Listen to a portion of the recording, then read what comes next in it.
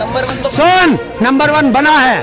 काहे में बना है? बिना दवाइयों के मरने में नंबर 1, बेटियों की इज्जत लूटने में नंबर 1, चीर हरण करने में नंबर 1, कफन चोरी करने में नंबर 1। और जो आज तक नहीं हुआ कि हिंदुओं के कब्रिस्तान नहीं होते थे, गंगा के दोनों तरफ कब्रिस्तान बनवाने में नंबर 1। हमको खालिस्तानी कहते हैं, हमको पाकिस्तानी कहते हैं, हमको ISS के एजेंट कहते हैं, हमें नक्सली कहते हैं, हमें माओवादी कहते हैं। बताइए, माओवादी के किसके हाथ में राइफल दिखाई दे रही तुझे? जब ये किसान का उगाया अनाज अडानी अंबानी के गोदाम में चला जाएगा, जो बनकर तैयार हो गए बिल आने से पहले, जब उसमें जाएगा तो फिर उद्योगपति जैसे आपको ऑक्सीजन के लिए तड़फे हो, इसी तरह आप रोटी के लिए तड़फोगे। ये 100 रुपए किलो गेहूं बिकेगा। आमना सामना मीडिया में आप सभी दर्शकों का स्वागत है। इस वक्त आमना सामना मीडिया की टीम मौजूद है दिल्ली में, गाजीपुर बॉर्डर पर, जहां पर किसान आंदोलन जारी है। ये आप देख सकते हैं मेरे पीछे, ये किसान आंदोलन के बॉर्डर की ये बैरिकेड लगी है, यहाँ के प्रशासन की, पुलिस की, और यहाँ से सीधा रास्ता जाता है किसान आंदोलन की तरफ। आइए हम बढ़ते हैं किसान आंदोलन की तरफ, जहाँ पर हम अलग अलग किसान नेताओं से बात करेंगे, किसानों से बात करेंगे जो पूरे देश को अनाज पहुँचाते हैं। आज वो किसान सड़कों पर है, एहतजाज कर रहे हैं और लगातार इस मोदी सरकार से लड़ाई लड़ने का काम कर रहे हैं अपने हक के लिए, जुल्म के खिलाफ नाइंसाफ़ी के लिए। आइए चलते हैं। आमना सामना मीडिया और शाप टीवी में आप सभी देशवासियों का स्वागत है। इस वक्त हम मौजूद हैं गाजीपुर बॉर्डर पर, जहां पर किसान आंदोलन जारी है। यहाँ पर हरिंदर ताऊ जी मौजूद है। ताऊ जी को आपने बार बार सुना है और जिन्होंने इस मोदी सरकार की धज्जियाँ उड़ा रखी है और किसान आंदोलन को लेकर वो ज़बरदस्त तरीके से यहाँ पर आंदोलन चला रहे हैं, उनके साथियों के साथ में, राकेश टिकैत जी के साथ में। हमारे साथ यहाँ मौजूद है कपिल साहब भी मौजूद है, कपिल खाटियान साहब भी मौजूद है, जो कि शामली से हैं, और भी यहाँ पर किसान आंदोलन के नेता यहाँ पर है, मौजूद है। पूरी तरह से देखा जाए तो ये संसद लगा रखी है। ताऊ जी ये बताइए आप कि मोदी सरकार जो है, जिसने किसानों के साथ में जो जुल्म किया है, नाइंसाफ़ी की है, और जो आप मिनिमम प्राइस की बात करते हैं, वो क्या है पूरा मामला बताएं आप। देखिए, पहले तो तीनों काले कानून जी, जो किसान के लिए ही नहीं, पूरे भारत के इंसानों के लिए जो खाना खाता है, जो अन्न खाता है, उनके लिए ये फांसी का फंदा है। दूसरा MSP, मिनिमम सपोर्ट प्राइस, जो सरकार तय करती है, आम जनता को मिलता है MRP, मैक्सिमम रिटेल प्राइस। लेकिन हम कह रहे हैं जो सरकार हमारी फसल का रेट तय कर रही है, हमें वो रेट दिया जाए, हमारी फसल कोई खरीदे। सरकार को जितनी ज़रूरत है सरकार खरीदे, उद्योगपतियों को जितनी ज़रूरत है उद्योगपति खरीदे, चाहे आप खरीदे चाहे ये खरीदे। उससे कम पे जो खरीदेगा उसको जेल होगी।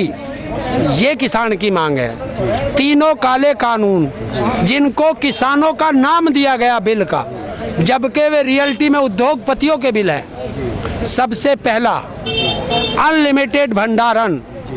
पहले जो सरकारें थी, एक लिमिट थी भंडारण की कि आप 100 crore 100 quintal, 200 quintal, 500 quintal, 1000 quintal गेहूँ स्टोर कर सकते हो। इससे ज़्यादा करोगे तो आपके यहाँ छापा लग जाएगा। अब सरकार ने वो लिमिट हटा दी है। चाहे पूरे हिंदुस्तान का गेहूँ आप अकेले खरीद सकते हो, इस पे कोई बैन नहीं है। तो ये सबसे बड़ा वो है। उसका सीधा उदाहरण है कि अभी कोरोना काल में आपने देखा होगा कि ऑक्सीजन किसके अंडर में है? उद्योगपतियों के। और वो ऑक्सीजन का सिलेंडर की जब जरूरत आम जनता को पड़ी तो एक सिलेंडर जो 200 रुपए की गैस होती है वो 30,000, 20,000, 40,000, 50,000 रुपए तक आया और किस आम आदमी को मिला नहीं। आप कह रहे हैं कमी पड़ी, स्वास्थ्य मंत्री बोल रहे हैं कोई दिक्कत नहीं। रुको एक मिनट, इसका भी जवाब दूंगा। उसी तरह जब ये किसान का उगाया अनाज अडानी अंबानी के गोदाम में चला जाएगा, जो बनकर तैयार हो गए बिल आने से पहले, जब उसमें जाएगा तो फिर उद्योगपति जैसे आपको ऑक्सीजन के लिए तड़फे हो, इसी तरह आप रोटी के लिए तड़फोगे। ये 100 रुपए किलो गेहूं बिकेगा। और दूसरी चीज आप कह रहे हो, अभी तुम्हारे जवाब देता हूं, जिस तरह आपने कहा कि वो कह रहे हैं कि कोई ऑक्सीजन की कमी नहीं हुई, जाइए दिल्ली के अंदर बत्रा हॉस्पिटल, जिन्होंने कहा है कि हमारे यहाँ ऑक्सीजन की कमी से मौत हुई है। जाइए गोवा के मुख्यमंत्री के पास, जिसने कहा है कि हमारे यहाँ 26 मौतें बिना ऑक्सीजन के हुई हैं। दिल्ली का 3-4 हॉस्पिटलों में हुआ है। और पूछ योगी से जाके कि जब एक हॉस्पिटल ने ऑक्सीजन मांगी तो उसके ऊपर मुकदमा क्यों करा। कोई सा जिला ऐसा नहीं है जहां हॉस्पिटल की कमी से ना मरे हों लोग, उसकी ऑक्सीजन की कमी से, दवाइयों की कमी से, हॉस्पिटलों की कमी से। और ये तो कहते हैं कि 3 लाख 4 लाख लोग मरे हैं कोरोना से। अगर 4 लाख लोग मरे हैं, गाजियाबाद का बताता हूं, जिस जगह पे आप बैठे हैं, इस जगह पे 20 आदमियों से ज्यादा इनका पर किसी भी दिन औसत नहीं आया। अगर 20 आदमी रोज मरे हैं कोरोना से, तो आप अकेले हिंडन पे चले जाओ, 80 चबूतरे हैं जिन पे अंतिम संस्कार किया जाता है, और 2 इलेक्ट्रिक मशीन हैं, और 10 चबूतरे और बनाए गए हैं, और 18-20 घंटे की वेटिंग कैसे हुई, ये आप मुझे बता दो, पत्रकार हो। चलिए, ये तो वो मुद्दे हैं जो पब्लिक ने आपने बता दिए हैं, वो ज़्यादा बेहतर समझते हैं। राकेश टिकैत वहाँ गए दिल्ली में, योगी जी ने कहा आएंगे तो दिक्कत होगी, अब वो वहाँ जा भी चुके हैं, तो अब क्या प्लान है? देखिए, ये बहुत भोला किसान है। एक कहावत है कि ये गन्ना ना दे भेली दे देता है, और इस किसान को चैलेंज दिया गया था उत्तर प्रदेश सरकार और भारत सरकार की तरफ से कि अगर आप लखनऊ आए तो तुम्हारा बक्कल ताड़ देंगे। आप ही की भाषा में जो आप किसका? देखिए, हम आम किसान हैं, हम गलती कर सकते हैं, लेकिन सरकार अगर गलती करेगी तो उसकी माफी नहीं होती है, समझ गए?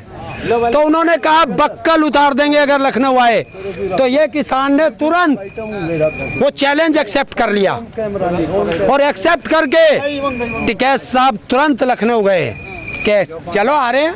टिकैत साहब कह रहे हैं दिल्ली और लखनऊ एक बना देंगे हम, तो लखनऊ कम है क्या किसी? अरे लखनऊ में हॉस्पिटल नहीं है, लखनऊ में स्कूल नहीं है, लखनऊ में क्या है? अगर होता तो जनता क्यों मरती? अगर लखनऊ में अच्छे हॉस्पिटल बन जाएं, अच्छे इंस्टीट्यूट बन जाएं, अच्छे मेडिकल कॉलेज बन जाएं, तो आपको मिर्ची क्यों लग रही है भैया? क्या कह रहे हैं, यूपी में योगी जी ने काम नहीं किया ना? क्या किया बता, तू ही बता, तू पत्रकार है, बता कौन सा हॉस्पिटल बना, कौन सी यूनिवर्सिटी बनी, बताओ ना, क्या करा? बताओ कौन सी यूनिवर्सिटी बनी, कुछ बना? अरे ये भोला किसान सड़कों पे पड़ा है। नंबर 1 तो सुन, नंबर 1 बना है, काहे में बना है?